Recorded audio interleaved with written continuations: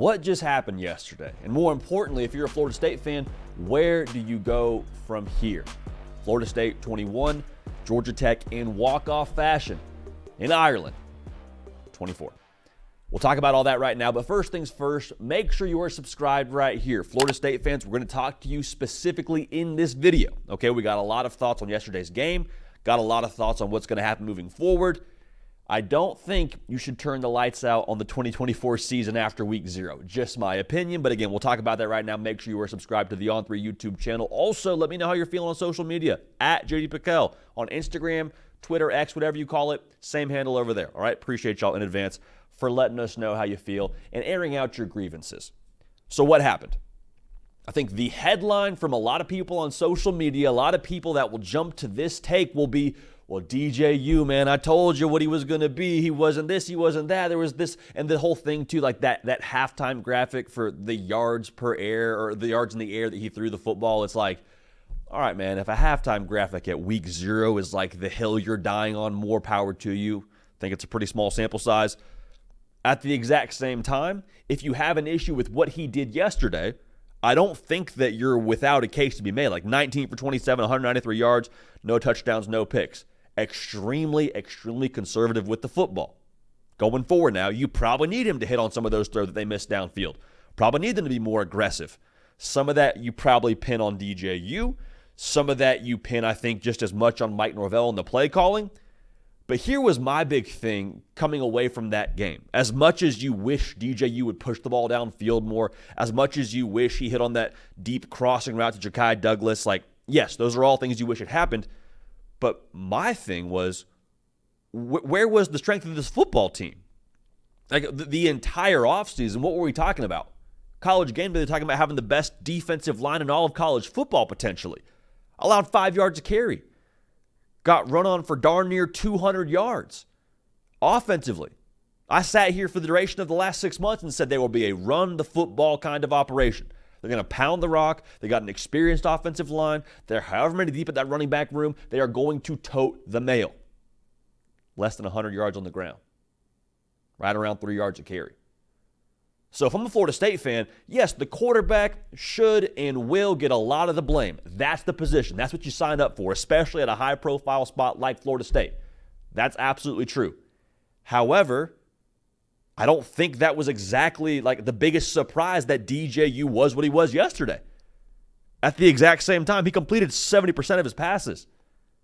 We always talked about DJU and the Florida State passing game kind of being like the complement to the strength of this football team, the trenches. That wasn't there yesterday. Or at least the edge wasn't there yesterday from what we could see. And I'm not telling you that's exactly who they are, and I'm not telling you that's exactly what they're going to be the rest of the season, but I do think if you have an issue with what happened yesterday with DJU, I would also make sure you point just as much of the finger at the offensive and defensive line. Now, it should also be noted, like, as much as we want to talk about this game meaning something for Florida State and kind of trying to get a gauge for what they're going to be going forward now, we have to factor in the possibility that Georgia Tech might just also be really good up front. Like, they brought back 8 starters on the offense, 4 of 5 on the offensive line. What happened yesterday, I don't believe, was we just somehow way overestimated who Florida State is. Is some of that baked in there? Potentially. I think you have to give a lot of credit to Georgia Tech. Like, they were very clearly in that game with a great plan. I loved the way they put the ball on the perimeter and tried to make it a game where we're going to play out on the edge as opposed to trying to just win 110% in the trenches. And then when they did play in the trenches, they were very multiple. It was counter. It was zone. It was outside zone. It was get downhill in a hurry. It was, as Haynes King said multiple times during his halftime interview, get a hat on a hat. They did that at a really high level. Okay, so I think in some ways you have to kind of tip your hat to Georgia Tech and say, yeah, we lost that game, but that's not just to some slouch Georgia Tech team that's just going to barely make a bowl game. Like, to me, that looked like a Georgia Tech team that could very well end up competing for that entire conference when it's all said and done. It's week 0, I understand, but still, that was a good football team. There's no way you can convince me otherwise. The thing that was missing a little bit yesterday when you watch Florida State compared to previous years, what have we known to be true about Mike Norvell's football teams in situations like that. Like, how many times have we seen Florida State play close games in the fourth quarter and find a way to go the extra mile, find the play here, find the extra yards there to get it done? I was sort of waiting for that to happen, and you thought maybe it was going to happen when they had that big drive to go ahead and tie it up in the fourth quarter. You thought maybe the defense would bow up, get the ball back, and then it's Fitzgerald time, and I mean, that guy's an absolute weapon. You got to mention him when you give a recap of this game. Hitting the McGregor strut in Ireland after a 50-plus yard, like, come on now. Like, that's bucket list stuff, all right? He's a weapon for you. That's a side note. But you kept waiting for the extra, I don't even know what to, the unquantifiable edge that Florida State teams have had to find a way to get it done in previous years to show up in this game. It's worth noting, 83rd in returning production in all of college football. This is in a lot of ways, new team, new cast of characters.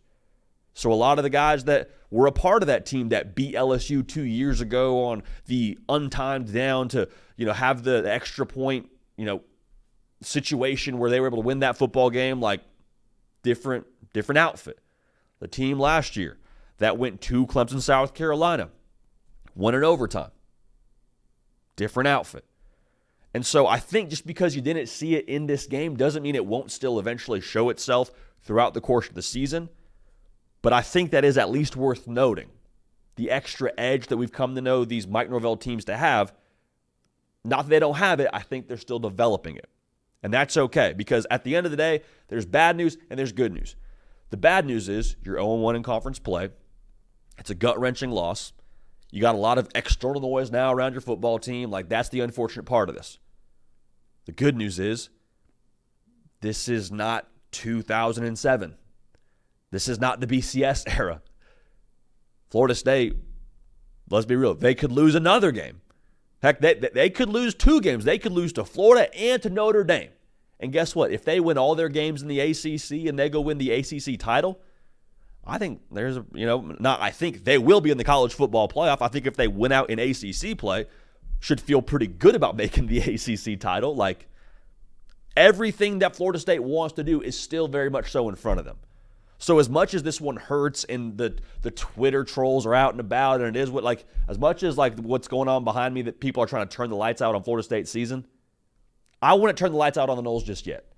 Because in the new era of college football, as we retrain our brains, losing a game is like failing a test at some point during your semester. You can fail a test. If you ace the final, if you do well on the rest of your exams, guess what? That one test doesn't matter.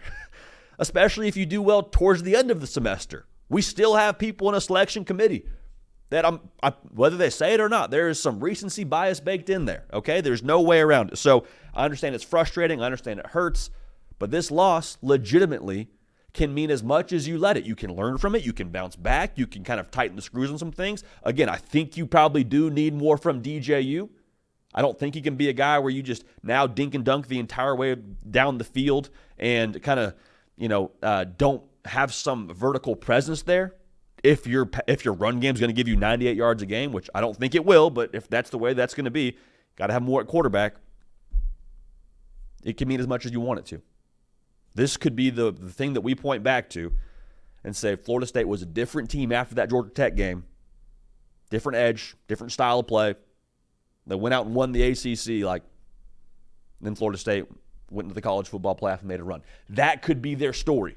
Again, because it's not the BCS or the 4-team playoff.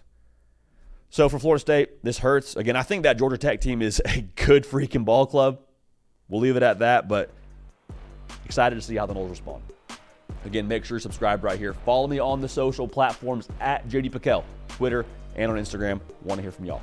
Appreciate y'all. Love y'all. Going to keep this party rolling. We will see y'all next time. Hey y'all, thanks so much for watching. Subscribe to the channel here to make sure you don't miss an episode of The Hard Count. Also be sure to check out other videos on the On3 YouTube channel.